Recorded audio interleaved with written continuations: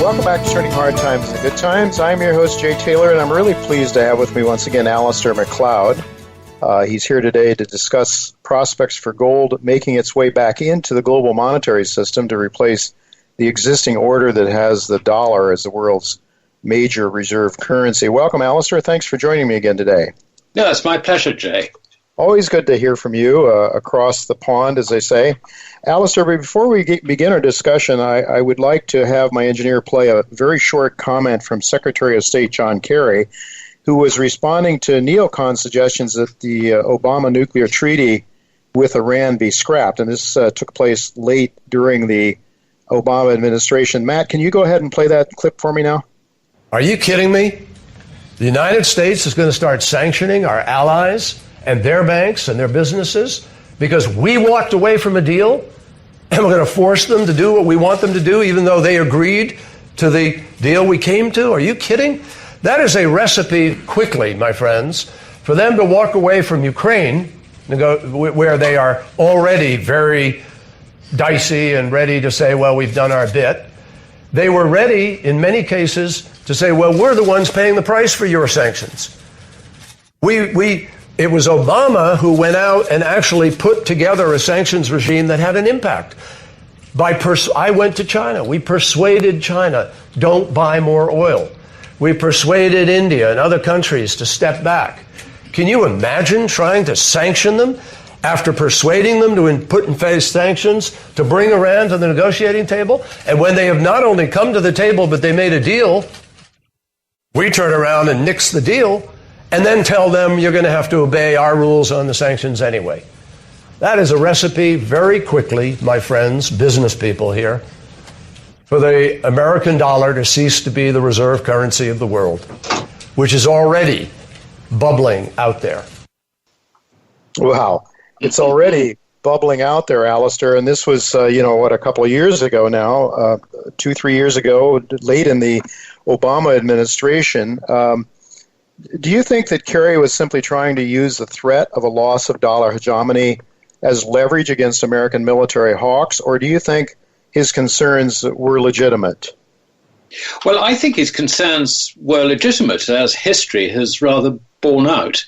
He may have been using it for other political purposes, as it were. But to my mind, his warning was loud and clear and very, very genuine.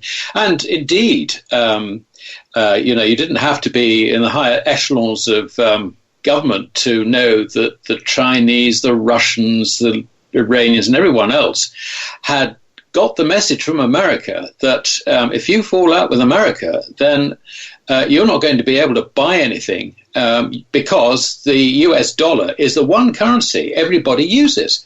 And if you're cut off from the US dollar, then you're in trouble. So what do? You plan ahead and you think, I need another currency. And this is precisely what the Shanghai Cooperation Organization are doing. You're going to have two currencies which are going to dominate the Asian continent.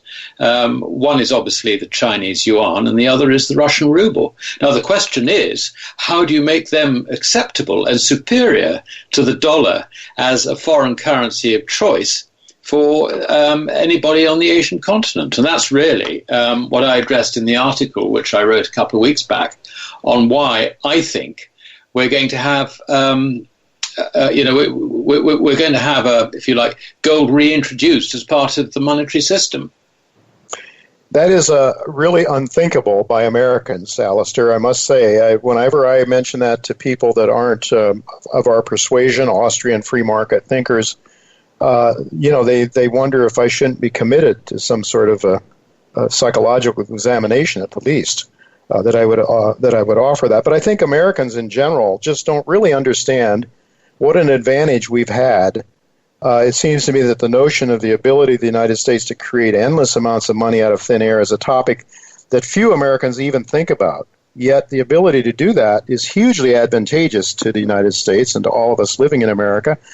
Perhaps some of our listeners don't fully understand that, but would you care to sort of just explain, Alasdair, the advantage that the United States has enjoyed by being able to have the world's reserve currency and to be able to seemingly create endless amounts of it to expand our military, to expand our presence geopolitically around the world, to give things away to people, to, I don't know, do whatever. But could you talk a little bit about the tremendous advantage that we Americans, you're British, but at least those of us in the Western world have enjoyed from this privilege of creating money out of nothing, endless amounts of it?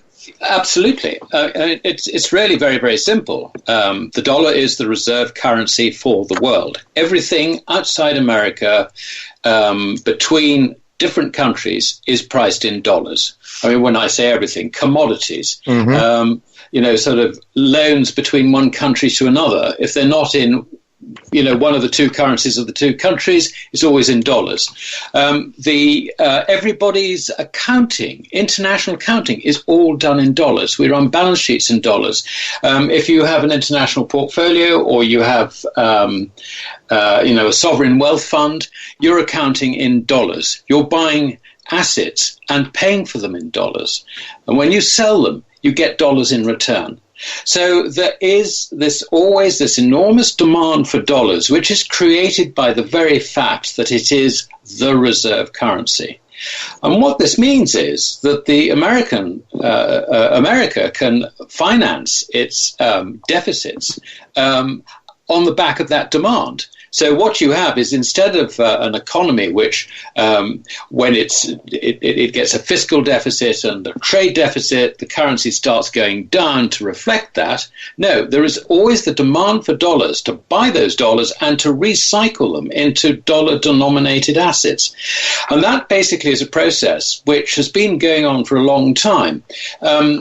It really first started, I think, after the Second World War. If we put the two world wars to one side for a moment, basically what America did is she paid for the wars in Korea and Vietnam by printing dollars for export, if you like. And we got to know that this was a problem, basically because there were so many dollars held in foreign central banks' hands as a result of this. They were finding that the dollars were coming in out of Southeast Asia, that countries like France, who previously had been the colonial power in Southeast Asia, in places like Vietnam in particular, found that they were awash with these dollars. And so what did they do? They redeemed them for gold.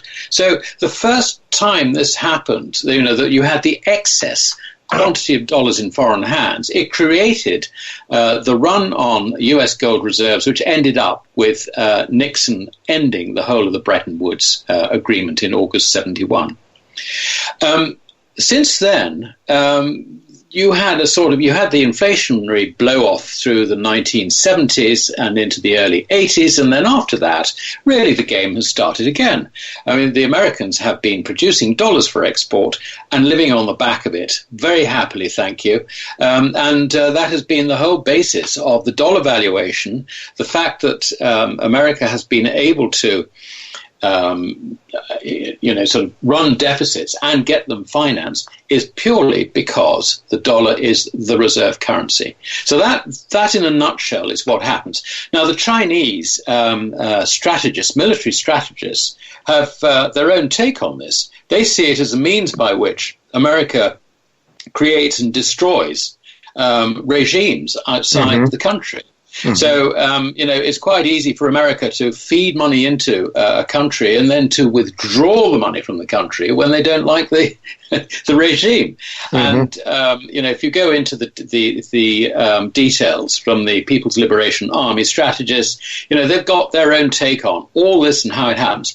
Now, this is important because this informs the Chinese monetary strategy when it comes to the geopolitical relationships between China as one of the two leaders of the Shanghai Cooperation Organization and America. And America really wants to muscle in on the Asian scene to prevent China and Russia from, if you like, becoming superpowers in competition with America. Now, things have moved on slightly since that was absolutely true, but you can see that this is where the tension really starts. And if we're going to talk about how currencies develop and evolve from here, that is the central focus. That is the central problem that the big geopolitical strategists will be looking at, certainly in terms of money. Mm-hmm. Certainly, a discussion that we've had before was that the way the U.S. was able to retain the strength of the dollar when we went off the gold standard in 1971 was through an arrangement with Saudi Arabia and OPEC to demand payment in dollars for the sale of their oil around the world. And of course, most countries are importers of oil, so they would have to go out and buy dollars in order to buy the oil. Anyway, that's how it got started, as I understand it. But now, as you point out, China and other countries that are considered to be adversarial nations to the U.S., countries that are kicking back a little bit against what you just described, are now finding various ways, and you started to talk about some of them.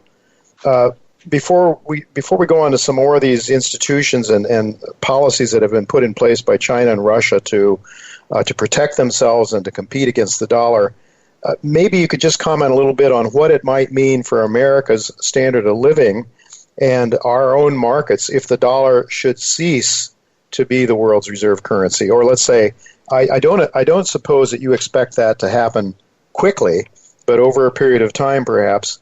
What will that mean for the living standards of America, for example? Yes. In the absence of change from the Chinese and Russian side, I see the role of the dollar declining. It's something like, 90% of trade settlement is done in dollars and only 10% in the rest. I'm plucking imaginary figures out of the air. Yeah, something like that. Yeah, something like that. I would expect it, without China and Russia stirring the pot, as it were, that perhaps in 3 or 4 years' time you might see that 25% of global trade is not settled in dollars. Mm-hmm. Now, the effect of that, obviously, is to create sellers of dollars, because if dollars are being used less outside America, then foreigners have too many dollars. So they're going to tend to be net sellers. Excuse me. If the process is gentle, then it probably won't have too much of an effect on the purchasing power of the dollar. But if, on the other hand, it is not gentle, and let us say that China accelerates the production of financial instruments so that anyone taking yuan can hedge them, then it could be that the demise of the dollar might happen quite rapidly. Now, the reason for that, I think, is that relative to Asia, America is taking a rather isolationist stance when it comes to trade. This is something that President Trump is keen to do. He wants to stop the trade deficits. He wants to have fair trade. He wants to balance it, so that there isn't a trade deficit in America. China and Russia, on the other hand, are all for free trade rather than restricting trade of any sort. And China in particular has got virtually the whole of sub-Saharan Africa sewn up when it comes to the supply of raw materials and the industrial commodities that she needs. She's also got quite a lot of Australia sewn up. And the whole point about the twin Silk Road projects as a maritime one, she's been building these forts on these reefs in the South China Sea to protect that route.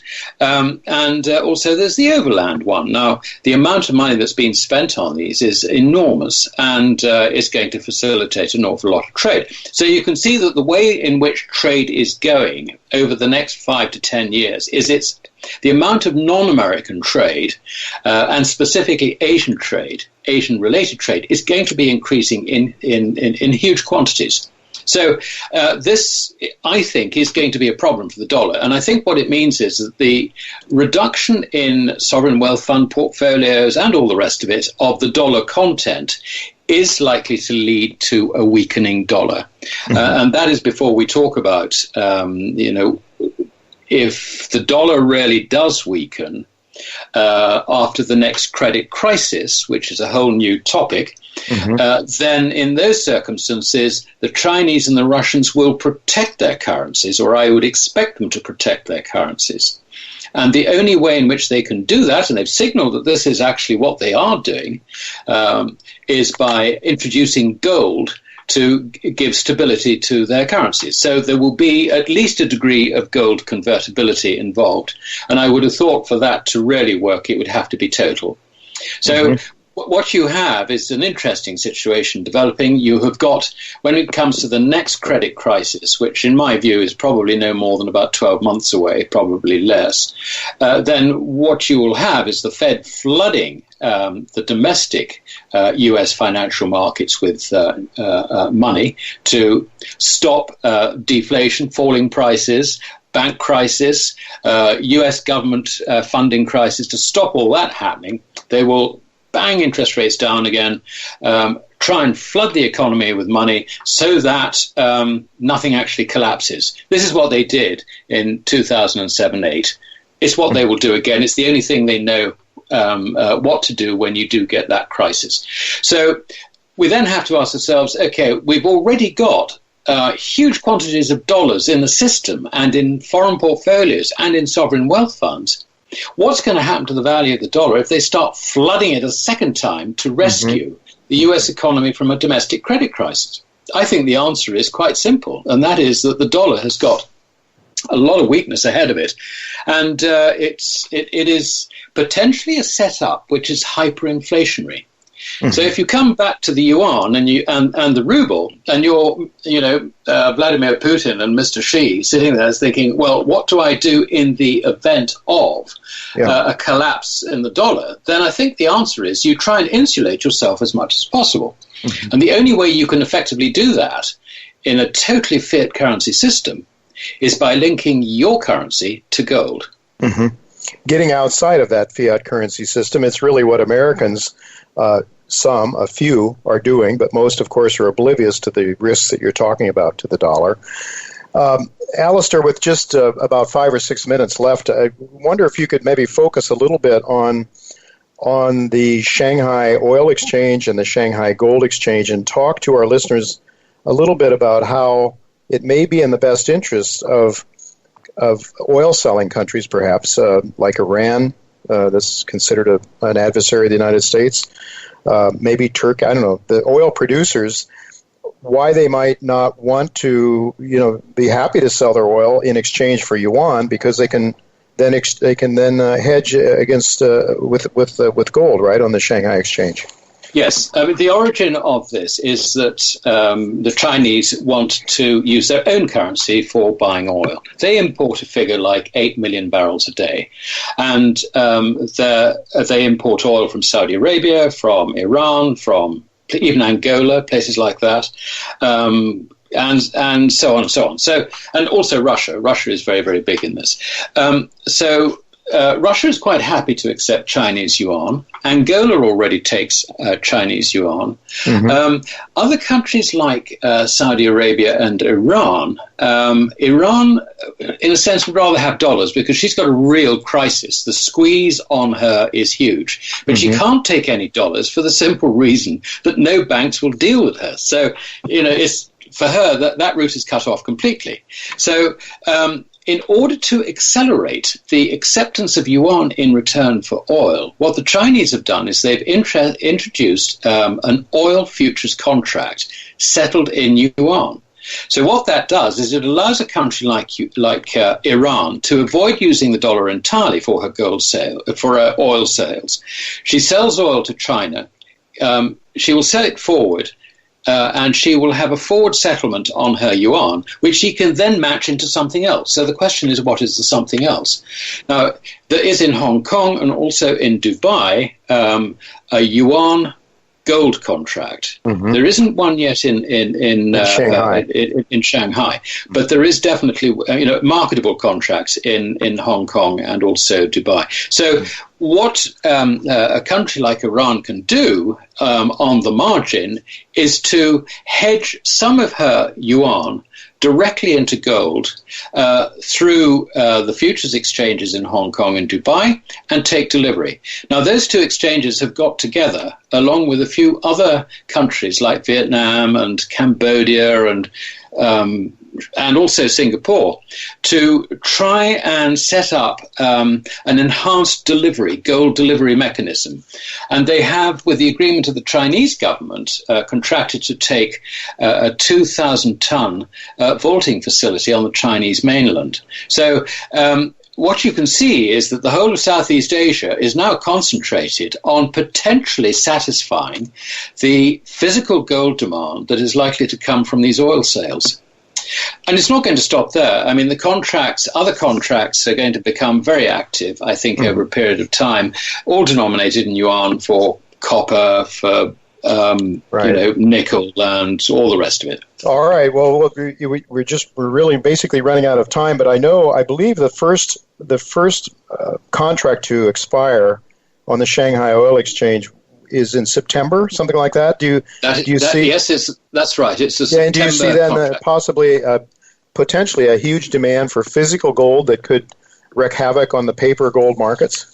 Well, it's possible. I wouldn't hang my hat on that. Yeah. Because these things are going to take a little bit of time to work through and develop.